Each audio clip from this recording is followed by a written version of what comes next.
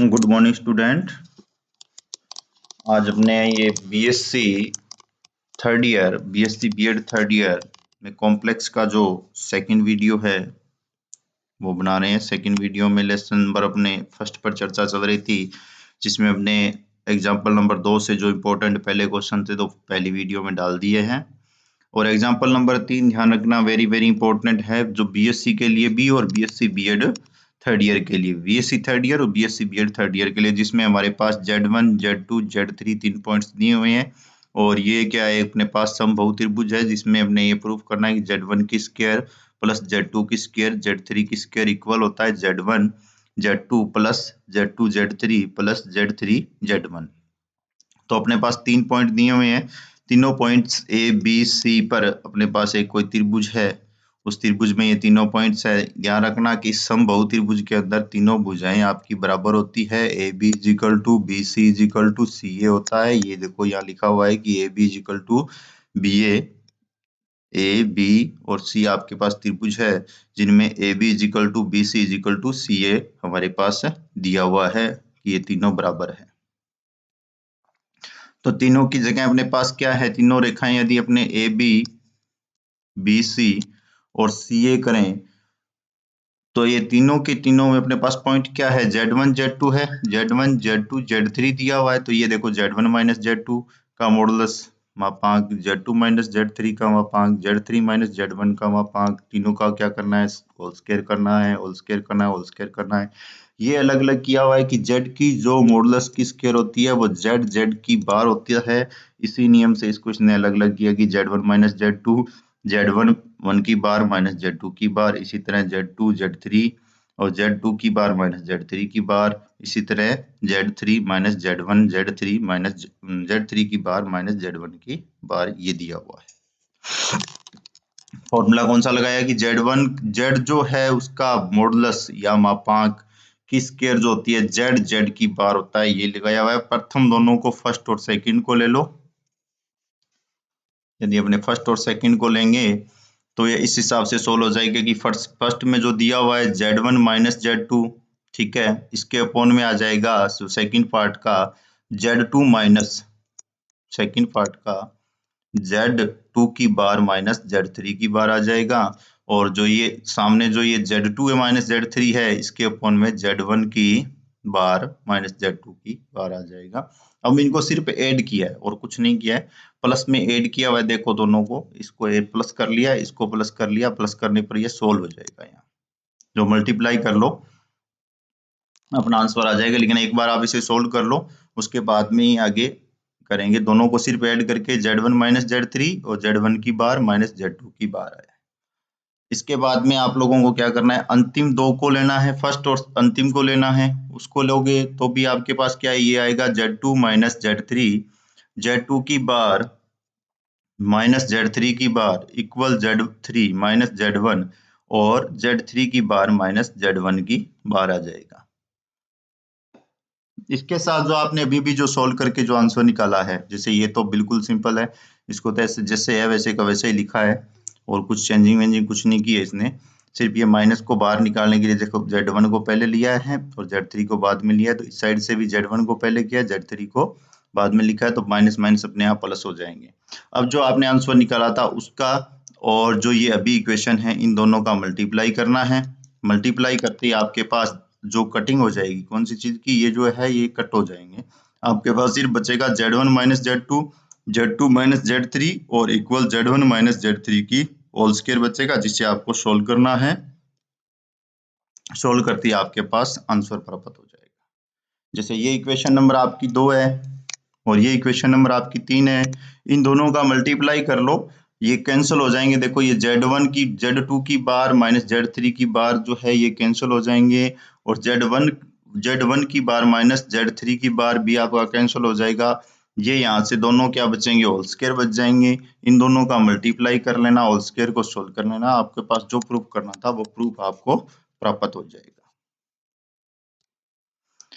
अब ये दो क्वेश्चन थोड़े बेसिक है, यदि ये क्वेश्चन नहीं आए तो ये क्वेश्चन नंबर जो जैसे 4 है, इसका पार्ट नंबर जो 1 दिया हुआ है, पार्ट नंबर बी मत देखना भाई, एक पार्ट नंबर ए ही देख लो एक बार। जे आपके पास कोणांक या मापांक दिया हुआ है AMP, उसमें आपके पास क्या है Z1 माइनस 1 Z1 प्लस दिया हुआ है Z1, एक बार तो Z माइनस 1, एक बार Z प्लस 1 दिया हुआ है, π/3 दिया हुआ है। Z की वैल्यू आपके पास होती है, Z की value x plus iota y है, उसे पुट करना है, x प्लस आयोटा y लिखना है, x प्लस आयोटा y लिखना है, और इसमें वास्तविक पार्ट को अलग कर लेना, काल्पनिक पार्ट को अलग कर लेना। दोनों पार्ट्स को अलग करके आपको क्या करना है, जैसे ये Z1 है, ये Z2 होता है, तो Z2 अपॉन में Z2 का दोनों तरफ मल्टीप्लाई करना, ये प्लस में है तो माइनस में मल्टीप्लाई करते नीचे आपके पास a square plus B square प्राप्त हो जाएगा, जिसे इसने सोल्व किया, A square plus B square, ऊपर वाले का दोनों का क्या किया, मल्टीप्लाई किया। मल्टीप्लाई करने के बाद आपके पास जो दिया हुआ है ये कोण है, कोण अर्थी आपके पास क्या आ जाएगा, tan इनवर्स आ जाएगा। सामने आपके पास क्या है, π/2 है। ध्यान रखना कि इसमें मैंने सिर्फ tan इनवर्स का, यहाँ जो बात को बोल रहा है ये tan इनवर्स का,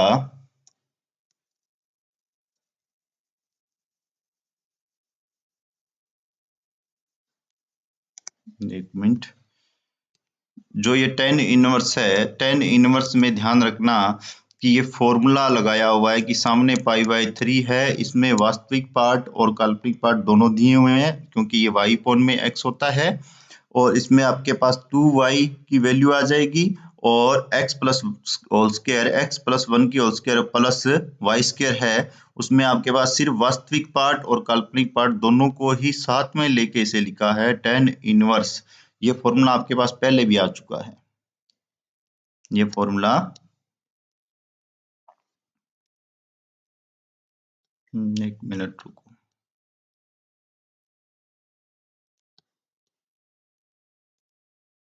ये देखो, tan इनवर्स y अपॉन में x लिखना है, tan इनवर्स क्या करना है, tan इनवर्स y अपॉन में x लिखना है। ध्यान रखना x प्लस आयोटा y, अर्थात y वाला पार्ट काल्पनिक है, x वाला पार्ट वास्तविक है, और अभी जो अपने क्वेश्चन कर रहे हैं उसमें भी वास्तविक और काल्पनिक पार्ट के अकॉर्डिंग ही इसने लिखा है।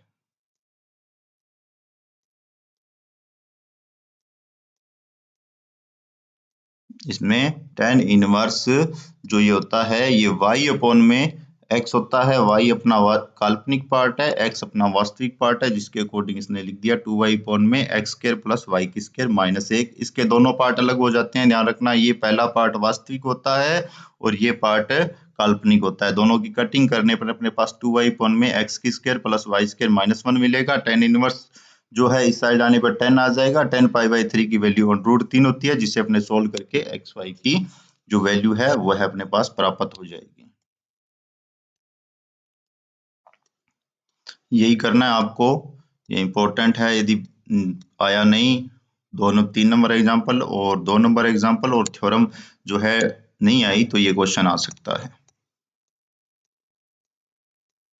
और इसी तरह ये क्वेश्चन भी बहुत बार आया हुआ है, एग्जाम्पल नंबर 6 है, जो इसमें z minus 1 z plus 1 constant number दिया हुआ है, कॉन्स्टेंट नंबर को अपने लेमडा मानेंगे, z की जगह वही x plus iota y put करेंगे, अलग अलग कर लेंगे, वास्तविक पार्ट और काल्पनिक पार्ट दोनों अलग कर लेंगे, और tan इनवर्स का फॉर्मूला इसी में लग जाएगा। tan इनवर्स क्या होता है, ध्यान रखना, यहाँ से विधि वही लगानी है, अपने पास जो tan वाली है वही लगाओ।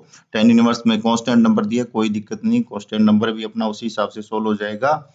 tan इनवर्स में क्या होता है, tan इनवर्स अपने पास होता है, क्योंकि ये देखो व्यापांक या कोणांक का नाम दिया हुआ है, AMP दे रखी है, tan इनवर्स होता है y अपॉन में x। आप लोग इसमें y वाला पार्ट और x वाला पार्ट लिखोगे, कांस्टेंट tan इनवर्स को लैम्डा लगा लोगे, जो होल स्क्वायर है इसे हटाओगे तो यहाँ y की स्क्वायर आ जाएगा, और यहाँ आप इसको लिख दोगे tan इनवर्स हट जाएगा, यहाँ से सिर्फ लैम्डा आएगा, लैम्डा की स्क्वायर आ जाएगा, और सिर्फ सोल्व करके आपको लिखना है। एक ही मेथड से करना है, जो पहले वाला मेथड है वही लगाना है, ना कि इसकी तरह कि एक्स स्क्वायर प्लस वाई की square plus 2 lambda square plus 1 lambda square minus 1। नहीं, आपको tan इनवर्स वाला फॉर्मूला लगाना है, लैम्डा ये 10 आ जाएगा अंदर, जिसे आपको अचर या कांस्टेंट नंबर ही मानना है।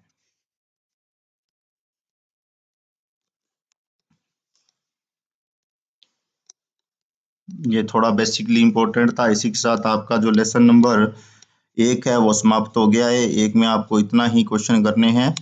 अब बता देता हूँ दोबारा, क्वेश्चन नंबर 1 में आप लोगों को एक तो त्रिविमियम स्पेक्ट्रम जो है वो वेरी वेरी इंपॉर्टेंट है, वो करना है। और एग्जांपल नंबर 3 जो मैंने बताया वो करना है, 2 थोड़ा नॉर्मल है वो।